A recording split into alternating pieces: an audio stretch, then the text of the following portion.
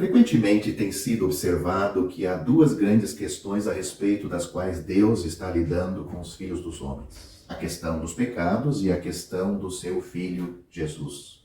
Temos a questão do pecado levantado por Deus quando ele questionou Caim por ter matado seu irmão Abel, em Gênesis capítulo 4, versículo 10, fazendo-lhe a pergunta crucial: que fizeste? É verdade que as palavras foram dirigidas a Caim pelo Senhor Deus após o assassinato de seu irmão Abel, mas o desafio vem para casa, para todos nós hoje. Temos que ver nossa vida à luz da presença de Deus. Passamos tantos anos neste mundo, 20, 30, 40 ou mais, conforme o caso. Foram anos de responsabilidade para com aquele que nos criou, mas o que fizemos durante a nossa vida? Se for perguntado o que deveríamos ter feito e como nossas vidas deveriam ter sido reguladas, as palavras de nosso Senhor Jesus em Lucas capítulo 10, versículos 27, fornece a resposta. Amarás o Senhor teu Deus de todo o teu coração e de toda a tua alma e de todas as tuas forças e de todo o teu entendimento e ao teu próximo como a ti mesmo. Não há como confundir uma linguagem como esta. Cada canto e recanto de nosso ser moral deve ser preenchida com devoção a Deus e disso deve fluir amor altruísta a todos os outros. Mas o que você tem feito em toda a sua vida até hoje? Quem de nós ousaria afirmar que vivemos no padrão estabelecido por Cristo? E se não a vivemos, como será então nossa vida na eternidade? Romanos capítulo 3, versículo 22 coloca todos nós em nosso devido lugar e afirma 22 e 23. Romanos capítulo 3, 22 e 23, ele diz: não há diferença, porque todos pecaram e destituídos estão da glória de Deus. Portanto, o que Deus está nos dizendo é que deixamos de fazer as coisas que deveríamos ter feito e fizemos as coisas que não deveríamos ter feito, e não há saúde espiritual em nós. Alguns, sem dúvida, afirmarão que não são tão ruins quanto os outros. Assim disse o fariseu em Lucas 18, mas a pergunta ainda permanece: você já pecou alguma vez? Se fizéssemos uma soma básica de, por exemplo, se diariamente cometêssemos apenas um pecado em pensamento, um em palavras e um em ação, equivaleria a 10.950 pecados em 10 anos, 21.900 pecados em 20 anos. Assim, o jovem de 20 anos teria 21.900 pecados em seu diário no livro de Deus, contando com base baixa de um pecado em pensamento, um em palavras e um em ação diariamente. Este é um assunto muito sério, não é? Será que já não é hora de você buscar o perdão divino? Alguém talvez diga: eu gostaria que você mudasse de tom sobre o assunto, sobre o pecado. Por que você apresenta com tanta persistência essa questão dos pecados? Herodes, sem dúvida, disse algo do mesmo tipo a João Batista. O rei frequentemente mandava chamar o grande pregador, mas seu único texto era: não te é lícito. O texto do pregador, João Batista: não te é lícito possuir a mulher de teu irmão.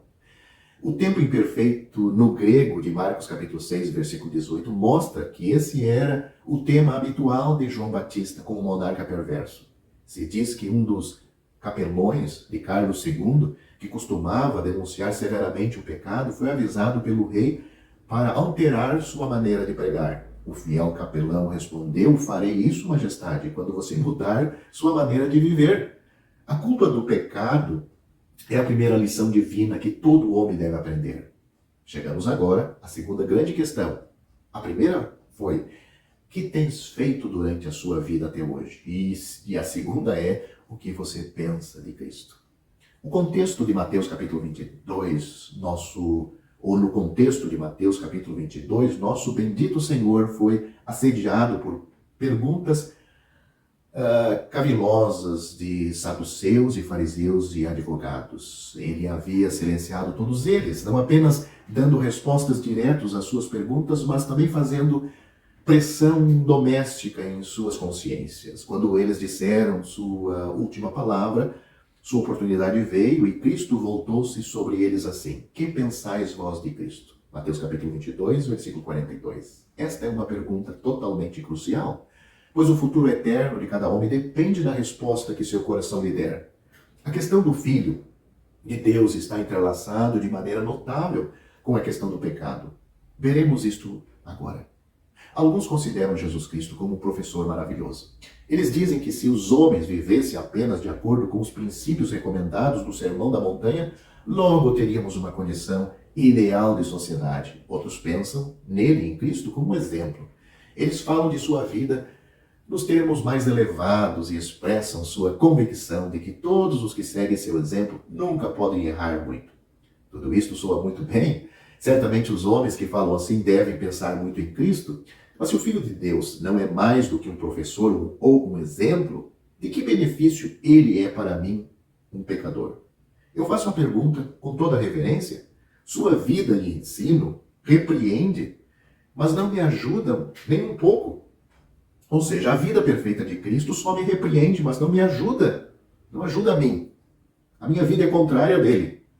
A pergunta, portanto, continua: o que você pensa de Cristo? Vamos ouvir o relato de João Batista sobre isto.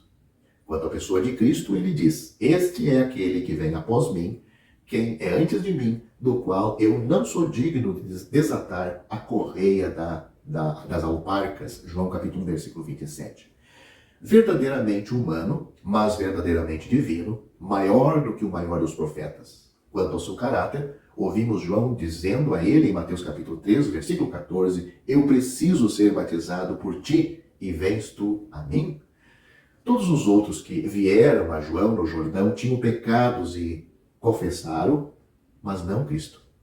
Quanto à sua obra, vamos ouvir o que João tem a dizer. Eis o Cordeiro de Deus que tira o pecado do mundo. João capítulo 1, versículo 29. Isso significa que Cristo era um sacrifício propiciatório. Agora ouça como Paulo se expressa a respeito do Cristo de Deus. Quanto à sua pessoa, ele diz: ele é a imagem do Deus invisível, o primogênito de toda a criação, porque nele foram criadas todas as coisas, e ele é antes de todas as coisas, e todas as coisas subsistem por ele. Colossenses capítulo 1, do versículo 15 ao 17. Para Paulo, Cristo era, portanto, o criador e sustentador do universo. Quanto à sua obra, ouça o que o apóstolo Paulo tem a dizer em 1 Timóteo capítulo 1 e 15.